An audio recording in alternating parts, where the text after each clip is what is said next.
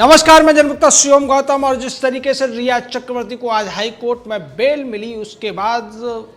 बेगानों की शादी में अब्दुल्ला दीवाना बनी कहावत फिट होती हुई दिखाई दे रही है राहुल कंवल और राजदीप सरदेसाई के ऊपर, इंडिया टुडे और आज तक चैनलों के ऊपर। जिस तरीके से ये बेल मिली है उसको लेकर ये जश्न मनाते हुए लग रहे हैं और उन लोगों को निशाना बना रहे हैं जो रिया चक्रवर्ती की गिरफ्तारी की मांग कर रहे थे। रिया जब जेल गई थी तब इन लोगों ने कहा था कि शायद अब इंसाफ होगा। इस मामले में हाई कोर्ट ने आज रिया चक्रवर्ती और सैमुअल मिरांडा, दीपेश सावंत को बेल दे दी थी। रिया को जब बेल दी गई थी तो कोर्ट ने 1 लाख का निजी मुचलका भरवाया था और उसके साथ साथ ये शर्त लगाई थी कि रिया चक्रवर्ती को 10 दिन में एक बार पुलिस के पास जाकर हाजिरी लगानी पड़ेगी, उसका पासपोर्ट जब्त किया जाएगा और उसे विदेश जाने की इजाज़त नहीं होगी। ये वो चीज़ें हैं जो किसी भी अपराधी को जब बेल दी जाती है शर्तों के साथ तब लगाई जाती हैं। लेकिन राहुल कंवल को ये लगता है कि शायद हाईकोर्ट ने जो बेल दी है उसमें पूरी तरीके से बरी कर दिया है रिया चक्रवर्ती को तमाम अपराधों से। इस पूरे मामले में सारंग बी कोतवाल नाम के जो जज हैं उन्होंने जो कुछ कहा है उस पर सवाल उठाए जा सकते हैं, उन्होंने जो भी निर्णय लिया है उस पर भी सवाल उठाए जा सकते हैं। लेकिन उसके बावजूद जिस तरीके से उनके एक बेल देने के फैसले को आधार बनाकर राहुल कंवल और इंडिया टुडे ग्रुप ये दिखाने की कोशिश कर रहा है कि जो लोग रिया चक्रवर्ती के खिलाफ कार्रवाई की मांग कर रहे थे वो दरिंदे थे, वो तमाम लोग बनाना रिपब्लिक के थे और जोकर भी थे, ये कहने की कोशिश की है राहुल कंवल ने। अगर मैं उसके ट्वीट की बात करूं तो वो ये कहता है कि जो लोग कंगारू कोर्ट लगाकर रिया चक्रवर्ती के खिलाफ तमाम दोष दे रहे थे उसको और सजा भी दे रहे थे, उन लोगों को अब हाई कोर्ट के जज का फैसला पढ़ लेना चाहिए। इसके पहले उसने लिखा था कि जो लोग रिया के खून के प्यासे थे उन्हें हाई कोर्ट के आदेश को पढ़ना चाहिए और एक असली जज ने क्या कहा है उस जोकर ने नहीं जो खुद को जज, ज्यूरी और जल्लाद समझता है। ये इशारा दरअसल अर्नब गोस्वामी की तरफ है जो रिपब्लिक टीवी के हेड हैं। यानी कि कल राजदीप सरदेसाई ने इसी तरीके की बात की थी और आज ये बातें कर रहा है राहुल कंवल। इस सब के पीछे वजह यह है कि जिस तरीके से रिपब्लिक टीवी ने इन लोगों की रोजी रोटी छीन ली है, इनके पेट पर लात मारी है, उसके बाद इन लोगों को अपनी दुकान बंद होती हुई नजर आ रही है। और यही वजह है कि बेगानों की शादी में अब्दुल्ला दीवाना होता हुआ दिख रहा है। बेल तो मिली है रिया चक्रवर्ती को, लेकिन खुशी राहुल कंवल और राजदीप सरदेसाई के दुकानों में होती दिख रही है। वहीं दूसरी तरफ कोर्ट ने जो कहा है हम आपको वो भी बताएंगे। लेकिन इस मामले में बड़ा झटका तो ये है कि रिया के भाई सौविक चक्रवर्ती को जमानत नहीं मिली है। कोर्ट ने उसको डीलर रैकेट का हिस्सा माना है और कोर्ट ने रिया के मामले में जो कहा उसका सार ये है कि कोर्ट ने ये कहा है कि रिया चक्रवर्ती ने अगर पैसा दिया है तो इसका मतलब ये नहीं कि वो फाइनेंस कर रही थी, और साथ ही साथ जो फाइनेंसिंग और हार्बरिंग के लिए धारा 27A लगाई गई थी, कोर्ट ये कहता हुआ दिखाई देता है। जो सारंग बी कोतवाल जज हैं वो ये कह रहे हैं कि वो इस मामले में फिट नहीं बैठ रहा है और इसीलिए सेक्शन 37 जिसमें कि जमानत की मनाही है उसको यहाँ नहीं लगा सकते और इसी वजह से रिया को जमानत दे रहे हैं। दरअसल कोर्ट ने जो अपना ऑब्जर्वेशन लिया है उसमें और additional solicitor general Anil Singh के ऑब्जर्वेशन में या एनसीबी के ऑब्जर्वेशन में कुछ न कुछ अंतर है जिसकी वजह से बेल दे दी गई। लेकिन कोर्ट ने पूरी तरीके से मामला खारिज नहीं किया जिसकी बात राहुल कंवल कर रहा है। कोर्ट ने कहा है कि ये एनसीबी प्रूफ नहीं कर पाई है कि जो पैसा दिया गया वो कहीं से मुनाफा कमाने के लिए था। यानी कि यहाँ जो कानून है उसकी व्याख्या की तरफ इशारा सारंग बी कोतवाल ने किया है। इसका मतलब ये है कि अगर एनसीबी इस जमानत के खिलाफ सुप्रीम कोर्ट जाती या इस पर जोर देती या बड़ी बेंच में बात करती तब निश्चित तौर पर इसमें सारंग बी कोतवाल का जो फैसला है पलटा जा सकता है। हालांकि एनसीबी इस तरीके की अभी कोई संकेत नहीं दे रही है। दूसरी तरफ हार्बरिंग को लेकर बात की गई है। यहाँ जो तर्क दिया गया था अनिल सिंह के द्वारा या एनसीबी के द्वारा उसमें कहा गया था कि अगर एक व्यक्ति नशा करता है और उसकी जानकारी उसके तमाम मिलने वालों को, डॉक्टर्स को नहीं दी जाती है तब ये हार्बरिंग है। लेकिन इस डेफिनेशन को नहीं माना सारंग कोतवाल ने और उन्होंने कहा कि हार्बरिंग का मतलब तो ये होता कि सुशांत सिंह राजपूत को छुपाने की कोशिश की जाती, वो किसी अपराध में वांटेड नहीं थे और इसलिए यहाँ हार्बरिंग की बात नहीं आएगी। अब इसके पीछे कारण क्या है कि जो कानून एनडीपीएस का बना है उस कानून में कुछ शब्द थे हार्बरिंग और फाइनेंसिंग, जिसकी स्पष्ट तौर पर व्याख्या जब कानून बनाना था उस समय नहीं हुई थी और इसी को लेकर एनसीबी की तरफ से एडिशनल सॉलिसिटर जनरल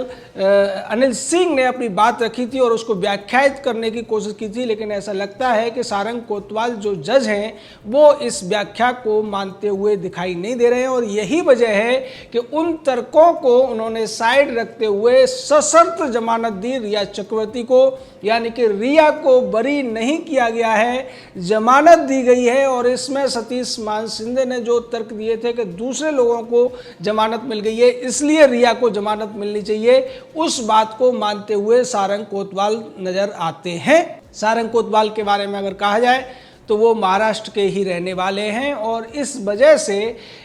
हो सकता है कि उन्होंने जो बातें रखी है वो मान सिंधे की बात उनको ज़्यादा पसंद आई हो। यही वजह है कि वो ये तो मानते हैं कि रिया चक्रवर्ती ने फाइनेंसिंग की, वो ये भी मानते हैं कि रिया चक्रवर्ती ने सुशांत सिंह राजपूत को ड्रग्स उपलब्ध कराए, लेकिन वो ये नहीं मानते कि इस सब के लिए रिया के ऊपर 27A लग सकता है जिसमें कम से कम 10 साल की सज़ा है। इसीलिए उन्होंने जमानत दे दी और आगे एनसीबी अपनी जो ज़्यादा सबूत जुटाएगी जिससे कि रिया चक्रवर्ती के ऊपर 27A का जो इम्प्लीकेशन है वो पूरी तरीके से साबित किया जा सके। तो यहाँ पर सीधा झटका राहुल कमल एंड कंपनी के लिए है, राजदीप सरदेसाई एंड कंपनी के लिए है, जो ये मानकर चल रहे हैं कि ये जो जमानत है वो 27A से रिया को बरी करती है। इसके साथ साथ जज ने उस तर्क को भी मान लिया जो सतीश मानसिंधे ने दिया था या दूसरे वकीलों ने जो आरोपियों की तरफ से थे, उसमें यह कहा गया था कि जिस व्यक्ति को ड्रग्स दिया जाता है वो उसे कम ज़्यादा से ज़्यादा 6 महीने या 1 साल की सज़ा हो सकती है अगर वो सेवन करता है तो, लेकिन ड्रग्स को फाइनेंस करने वाले को 10 साल की सज़ा होना ये गलत है और इस पर पुनर्विचार करने की ज़रूरत है। कोर्ट ने ये कहा कि हाँ, ये तो एक ऐसा मामला बनता है जो सही तौर पर आनुपातिक तौर पर ठीक नहीं है, क्योंकि जो व्यक्ति ड्रग्स का सेवन करता है वो अगर माफ़ी मांगकर जो सुधार केंद्र है उसमें चला जाता है तो उस सज़ा से भी बच सकता है, लेकिन जो व्यक्ति उसको ड्रग्स का फाइनेंस कर रहा है या ड्रग्स की सुविधा दे रहा है उसको 10 साल की सज़ा, इसको भी मुद्दा बनाया सारंग कोतवाल ने, जिसकी वजह से जमानत दी गई रिया चक्रवर्ती को। लेकिन इसके बाद ये स्पष्ट हो गया है कि अभी जो एनडीपीएस के कानून हैं उनमें सुधारों की जरूरत है और एनसीबी को कोर्ट ने यह भी कहा है कि जो दूसरे सबूत हैं उनको जुटाना चाहिए। और अगर एनसीबी ये कहती है, जैसा कि अनिल सिंह ने कहा था, एनसीबी की तरफ से दलील देते हुए एडिशनल सॉलिसिटर जनरल ने ये बोला था कि जो रोल मॉडल होते हैं, जो सेलिब्रिटी होते हैं, उनके ऊपर ज़्यादा जिम्मेदारी होती है, क्योंकि लोग उन्हें देखकर, खासकर युवा उन्हें देखकर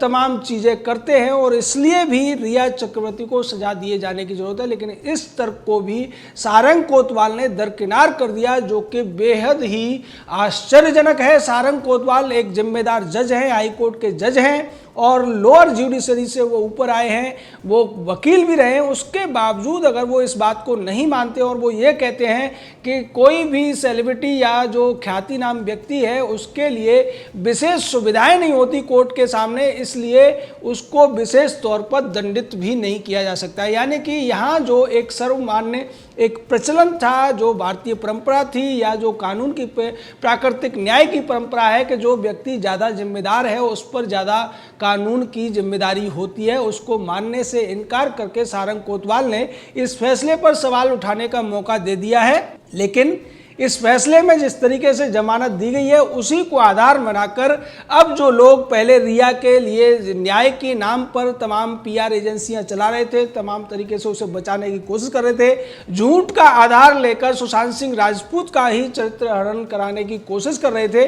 अब उन लोगों को बल मिलता हुआ दिखाई दिया। और यही वजह रही कि राहुल कंवल की जो भाषा है वो इस तरीके की हो गई कि वो दूसरे लोगों को कंगारू कोर्ट चलाने वाला जोकर, जज, जल्लाद तक कह रहा है और ये कह रहा है कि वो ही फैसला कर देते हैं, कौन दोषी है कौन दोषी नहीं, लेकिन ये लोग भूल गए कि रिया के साथ साथ उसका भाई भी था और भाई को जमानत नहीं मिली है। रिया चक्रवर्ती ने ड्रग्स खरीदे, इस बात को साबित किया जा चुका है। रिया चक्रवर्ती ने ड्रग्स का सेवन किया, ये भी कोर्ट ने एक तरीके से अप्रत्यक्ष रूप से मान लिया है। तो ये लोग जो आज तक चैनल को चलाते हैं, राजदीप सरदेसाई जैसे या राहुल कंवल जैसे, जो शुरुआत से दावा कर रहे थे कि रिया बहुत सीधी सादी है, रिया को निशाना बनाया जा रहा है, रिया के ऊपर जिस तरीके से एक विशेष वर्ग के लोग या विशेष लोग हमला कर रहे हैं वो उचित नहीं है, और इसको लेकर उन्होंने नारीवाद का नारा भी देने की कोशिश की थी। तमाम दूसरे तर्क अपनाए गए थे, लेकिन उन तर्कों के लिए एक झटका है, क्योंकि कोर्ट ने रिया को बेकसूर नहीं माना है बल्कि रिया की जमानत मंजूर की है।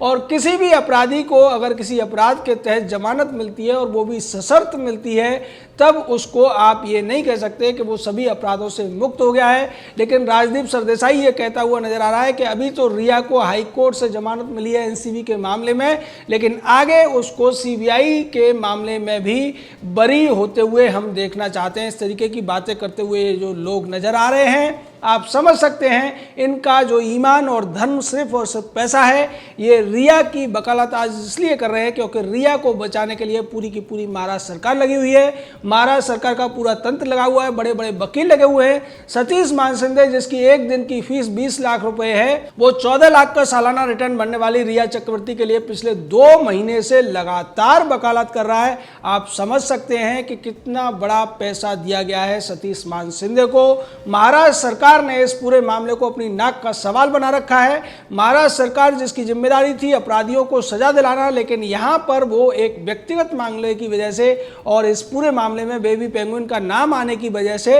रिया चक्रवर्ती को बचाने के लिए पूरी ताकत झोंक रही है। और उसी का नतीजा है कि आज तक जैसे चैनल इंडिया टुडे जैसे ग्रुप, राहुल कंवल और राजदीप सरदेसाई जैसे प्रपंचकारी उसको बचाने के लिए तमाम तरीके की दलीलें या कुतर्क करते हुए नजर आ रहे हैं। जय हिंद, जय भारत।